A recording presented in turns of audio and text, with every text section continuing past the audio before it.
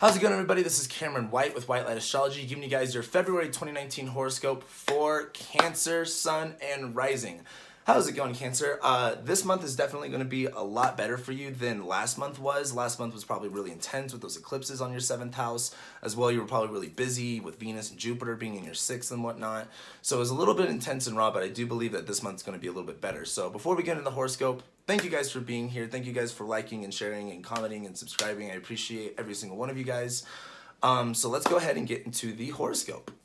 So starting off the month, we have on February 1st, we have Mars squaring Pluto, and that's not really the biggest deal. However, as Mars does square Pluto, you're going to feel a little bit rough and intensity going on in that aspect of, you know, the change of relationships, how you structure them, and you're going to find those problems being manifested in that career area. You know, we talked about this last month with Mars being in Aries, where you're going to feel more energized, you're going to feel more I guess ambitious about career things, but you're also going to start to see problems. You might see some irritations and some issues being, caused in that area. However, as it squares Pluto, this is kind of like, okay, as the tensions in relationships in the workplace can be a little bit intense, how are you going to confront that problem? How are you going to, rather than letting things fall, how are you going to address that and try to not let things fall, not let things break? It's not going to be the biggest deal, however, that is going to be how we start off the first of the month. However, as we go into February 2nd, we have Venus trining Uranus. So this isn't also, again, this isn't the biggest aspect of this month, but I did want to bring it up because Uranus is at the last few degrees of your 10th house of Aries. You know, Uranus has been through there making extreme ups and downs, you know, liberations, breakthroughs, and breakdowns in that career area. And as Venus has been in your 6th house in Sagittarius, you know, you've been busy working, you've been liking your schedule, you've been trying to work on that a little bit more and find out what's a little bit funner, what you value more. Venus is trying to find her little, I guess, her rhythm in your 6th house. And as she trines Uranus, this is when you're kind of be like, okay, I'm finally in the flow of things, how I'm working, how my sense of employment is. I'm finally getting the schedule down, I'm getting the things in the order the way that I want to. That's exciting for me, and it's going to boost more of your career area. You're going to feel a little bit more excited and a little bit more vulnerable to opportunity is a good word to put it.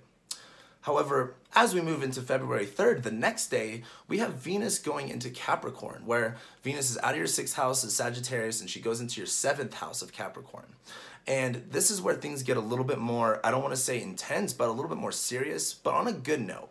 Now, as Venus goes into Capricorn, you know, she doesn't really mind Capricorn. She works really well there. Venus values the rules. Venus values the structure and the sense of discipline and the sense of seriousness that relationships can bring. And Venus right now is just bringing value in that area of like, hey, what are the relationships that are in your life and how serious are they? How much are, like, you know, what are the rules? What are the guidelines? How do you construct something? How do you, what do you value in that sense of flow of, not necessarily flow like water flow, but like a business flow, I guess it's like an outline. And as Venus goes into this area, you're going to really value relationships more, but you're going to be looking at things in a very serious manner. Like, what are the rules? Like, Venus and Sagittarius can be very, you know, open and kind of like, well, I want to do this or maybe that, who knows, it's just exciting.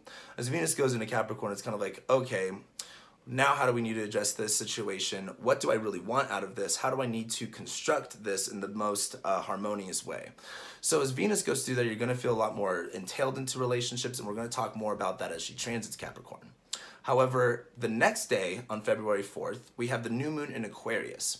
And this is happening in your 8th house. So as the 8th house is, you know, it rules death, it rules, taxes, it rules other people's money, it rules inheritances and things like that. This new moon in Aquarius could be just, you know, basically kind of cleaning up that area. This is the first lunation in Aquarius that we've had without an eclipse being there. So I think this is going to be, like, you know, for the most part, healthy. This new moon in Aquarius is just cleaning up the area that kind of brings a little bit of fear, brings a little bit of anxiety. If you're in a relationship, it does deal with your partner's money or your partner's resources, so this can be a clearing up energy with Saturn's also in your 7th house and Venus is in your 7th house. So again, the month really focuses on relationships for you guys. So this new moon in Aquarius could be really helping out, you know, your partner's finances or anything going on in that area. However, in a more, I guess, rather than, you know, other people's sense. The 8th house can have to do, you know, anxieties, fears, you know, transformation. It deals with challenges. And so with this new moon right there, it could just be a really good time to clear things up and to kind of like be able to construct yourself and be able to do those Aquarian things of seeing things through different perspective, connecting yourself into different ways, seeing the best way to put it is an outside perspective, kind of detaching yourself from, you know, whatever perspective you're in, letting go of that and seeing your way around. That new moon's kind of giving you that ability to do that in that area. So then moving on a couple days later, there's not a whole lot happening until we get into February 8th. We have Mars at the north bending of the nodes, where Mars will be at about, what is it, like 26 degrees Aries, and he'll be start heading towards the north node. And I think this is going to be a big deal for you guys, because I really think on this 8th, on the day of the 8th, you're really going to understand where your positioning is on your career and where you want to take things and where you want to let go of things. Mars is at the middle point of the north and the south node, where it's kind of like seeing both options, seeing both of the pictures clearly and being able to decide which way it's going. And as it's going towards the north, I think this is just going to be a better understanding of where you guys are wanting to head forward. What is that, as far as heading forward, what does that look like? What actions do you have to take now? However, moving on a couple days later, as we go into February 10th, we have Mercury going into Pisces. Now, Mercury's going to later retrograde in Pisces, and we'll be talking about that next month. However, he's getting out of your 8th house, where Mercury in the 8th house is kind of raw and intense, and it's just kind of weird. As Mercury goes into Pisces, he will be going into his detriment, meaning he doesn't really work super well in Pisces. It's hard for him to communicate the right message. It's hard for him to really understand things clearly. And he's going into this foggy sign of Pisces, which is about the emotional, which is about the spiritual, which is about the connection of, like, you know, your philosophy, your mind, body, spirit, soul type deal. So as Mercury goes into Pisces, it's going to be going into your 9th house of spirituality, of religion, of far distance travel, of, you know, foreign countries and things of that nature. And as Mercury goes through this area, you're probably going to be finding yourself more, okay, where am I actually called out to spiritually? Where is my mind really going with things? I think this is going to be a big time of you guys really tapping into that intuition that you have, but being more receptive of it and being more open to it rather than, you know, kind of like resisting it and not trusting it. However, as we go into a few days later on, what is that, February 13th, right before Valentine's Day, Mars is going to conjoin Uranus. And this is kind of like that breakthrough opportunity that you can have in your career situation. You know, you've been working really hard, you've been getting in the right groove, you've been facing challenges, and you've been really ambitious about this area. As Mars conjoins Uranus, this is kind of like, all right, you know, breakthrough energy, breakthrough opportunity. This is also Mars in Aries, so it's kind of like you can have a real good resolution with an issue, or an issue can just kind of become even a bigger issue and you just kind of have to let go of it.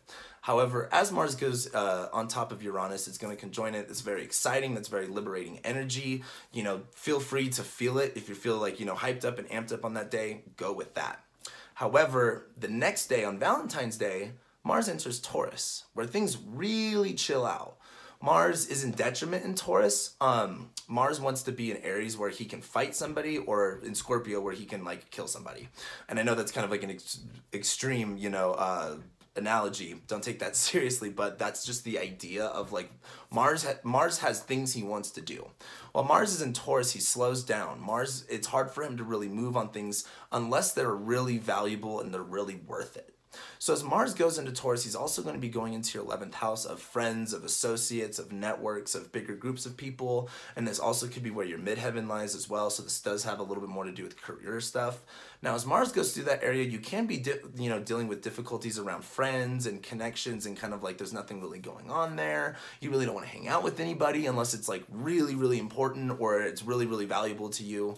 That's kind of Mars and Taurus. It's not going to really do anything unless it's like it has to, unless it gets completely invoked. It's like the bull. Like, you're not going to really be able to move a cow at all. Like, you know, you could tip it over, I guess, but that you still really didn't move it. The only way to move a cow is you got to, like, make it intense. You got to make it to where they value moving. They're ready to get up and they have to make it their decision to go.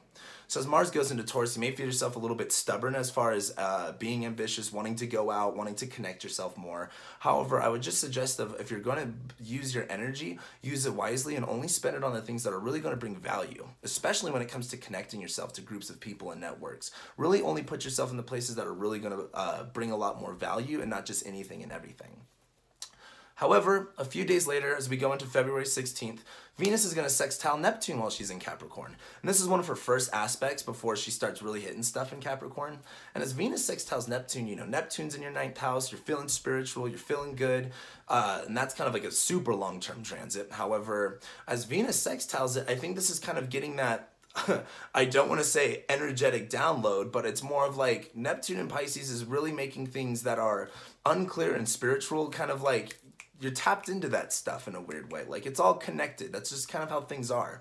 And as Venus is in Capricorn, it's kind of like solidifying relationships, valuing the rules, valuing the togetherness and I guess the discipline it takes to be in a relationship. And that Neptune and Pisces is kind of like, this is fun, this is adventurous, this is something new, this is something that you can get lost in. Like this isn't just hardcore rules. Like you can enjoy this and you could see things through a different perspective. You could see things for bigger than what they are. So I think that is going to be supportive.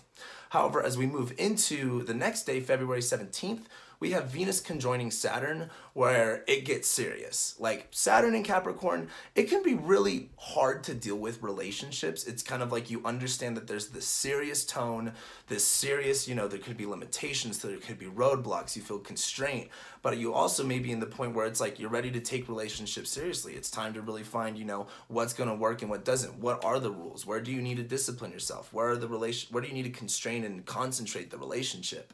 Venus going on top of Saturn right here is like where Saturn's wanting to constrict things. Venus is going, this is a lot nicer. It's kind of like living the minimalist lifestyle. And you're like, oh, this is so much nicer. I don't have all these things. Things make sense. They're in an orderly way. As Venus conjoins Saturn, this is just about like enjoying the Saturn process. Like Venus is really bringing a lot of value to what are the rules? Where do we need to discipline ourselves on? What does this look like? How is this structured? It can't just be willy-nilly. It's just about communicating that, and it's about really understanding that on an emotional level too. This is Venus. This is kind of like getting in the flow with things. So as we move on, the next day on February 18th, we have Mercury conjoining Neptune, and it's going to be entering shadow. As well, we have the Sun going into Pisces and Chiron going into Aries, all on the 18th. So a lot is happening on this day. As Mercury conjoins Neptune and goes shadow, I think this is just such an interesting time because it's kind of like, okay, Mercury is in this detriment place. It's a little bit overwhelming. It's like Mercury just wants to communicate a message, and, you know, being on top of Neptune and Pisces is kind of like that message, you will get it to you tonight in your sleep. Communicate that message. Mercury's like, what? Like, can't you just write it down or tell it to me? And as Mercury hits Neptune and goes shadow, this is where it's kind of like, okay, there's this message. Neptune is kind of like being called out right now.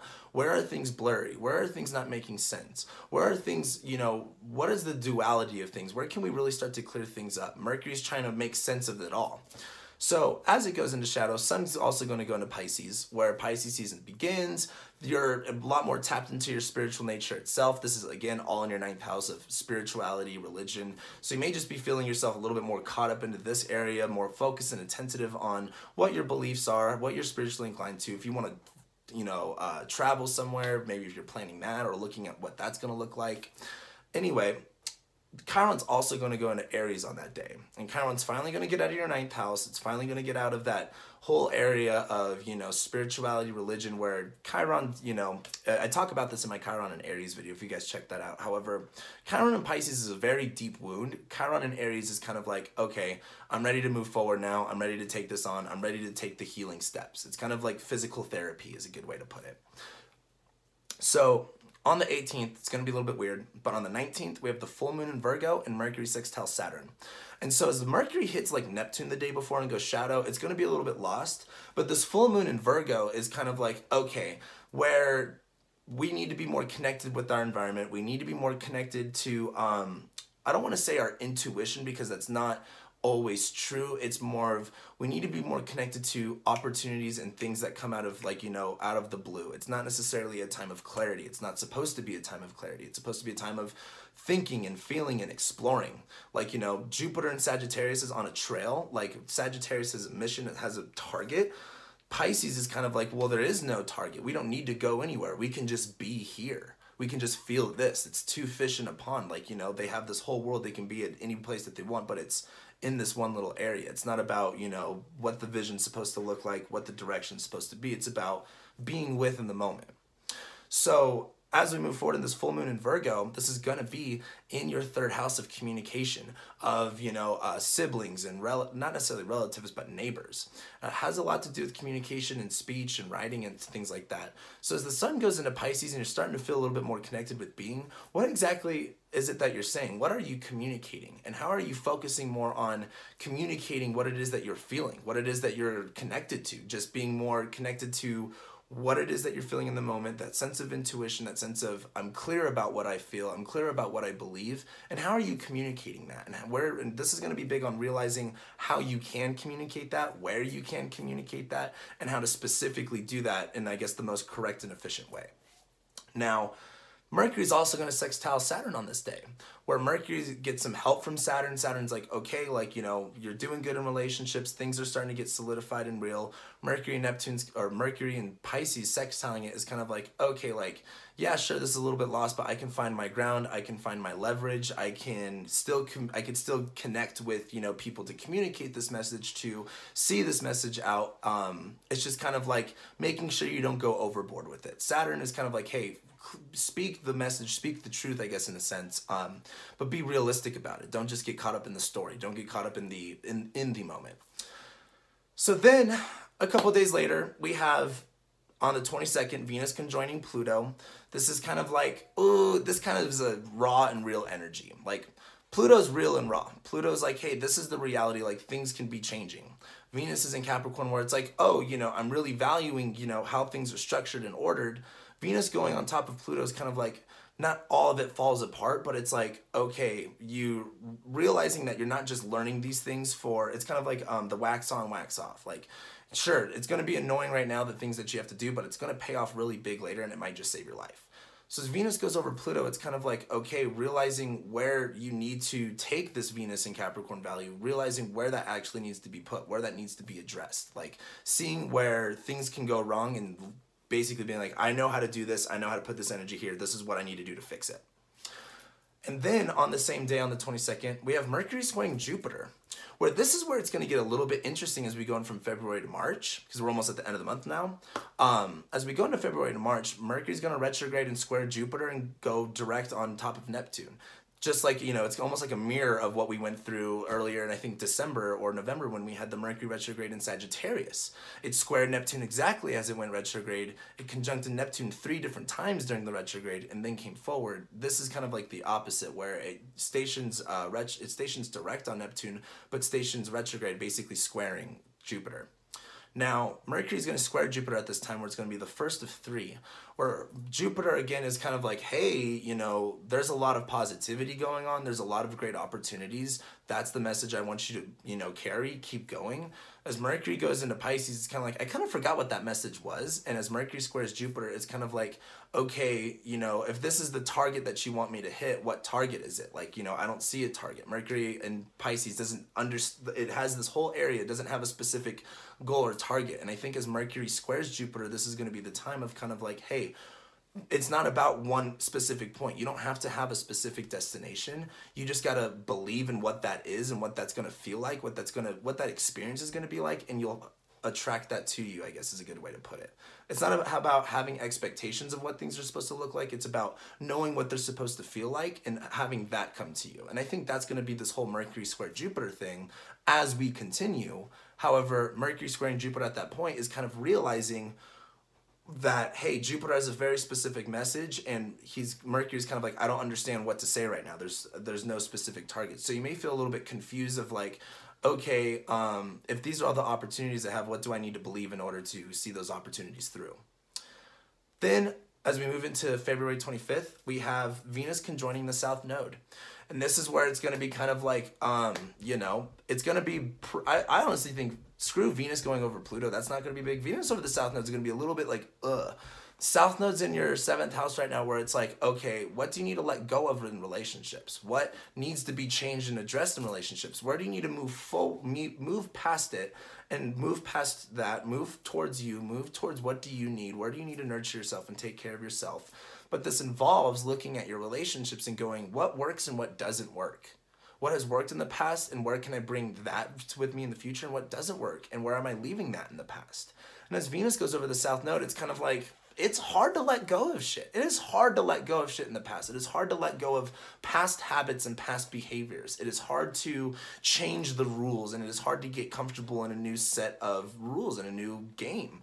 And as Venus goes over the South Node, I think this is just going to be realizing a lot of kind of like, you know, it's like a business thing where you can't afford to have all the employees that you have, and you kind of have to fire some. And it's like, it's not it's kind of a hard thing. You have those relationships, but that's what's going to be better for your business. That's what's going to be better for you in the long run, the more efficient thing. And that's just like an example or an analogy. However, that's kind of the feeling of Venus going over the South Node of like, what, like, in the sake of love, what do you got to do? What do you need to move forward from? And what do you realize you need to let go of? What, again, what has worked in the past? What has not worked in the past? What are you taking with you? And what are you keeping there in the past? Big deal. And then after that, the last thing that we have going on in February is Mercury sextiling Venus, where Mercury's finally like, okay, this whole Venus and, you know, Capricorn thing, I'm starting to understand it. It's starting to come a little bit more naturally to me. And then we have the Sun sextiling Mars, where the Sun's going to be in Pisces and Mars is going to be in Taurus, where it's kind of like, I'm starting to find my groove. I'm starting to feel a little bit comfortable. You know, Mars is in an earth sign. You're not super energetic, but the Sun's in a water sign where you're really chilling. You guys are Cancers. You like to chill.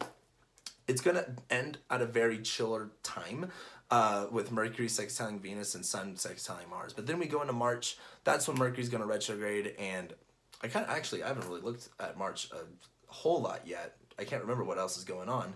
But that's basically what's going on for February, guys. I think it's going to be a lot better for you than what January was. But this month, like, expect to feel a little bit more called into yourself intuitively, feel more obligated to look at relationships in a sobering manner, and don't be afraid to put the value in, like, the work. Like, you know, you got to love the work in order to get some benefits out of it.